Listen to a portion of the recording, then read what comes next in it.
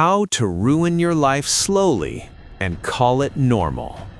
What if ruining your life didn't look like failure at all? What if it looked normal, comfortable, even familiar? No big mistakes, no dramatic collapses, just small choices you make every day, quietly shaping a life you don't actually want. It begins in the morning. You wake up late, not outrageously late, just late enough to feel behind. Late enough to check your phone and realize the day has already started without you.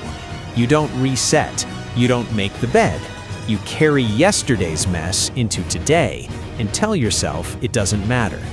Over time, your environment starts to mirror your mind.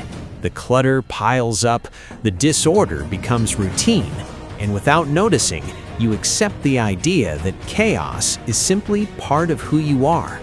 Every now and then, motivation appears. A brief moment where you feel like doing something meaningful, something that could actually move your life forward. You ignore it. You promise yourself you'll start later. Later becomes a comfortable lie you repeat so often that eventually you stop trusting yourself altogether. You learn how to look productive without making progress. A document is open on your screen, your posture looks focused, and your time disappears into endless scrolling. As long as it looks like work, your conscience stays quiet, even while your potential remains untouched. You wait. You wait for confidence, for clarity, for the perfect moment to arrive. You tell yourself that if something is meant for you, it will happen naturally. And while you wait, opportunities pass by unnoticed, choosing someone else who didn't hesitate. You start saying no to invitations, to challenges, to anything that might stretch you beyond what feels safe. Eventually, people stop asking. You call it peace, but deep down, it feels a lot like being left behind. You grow suspicious of others. You assume smiles are fake and intentions are selfish.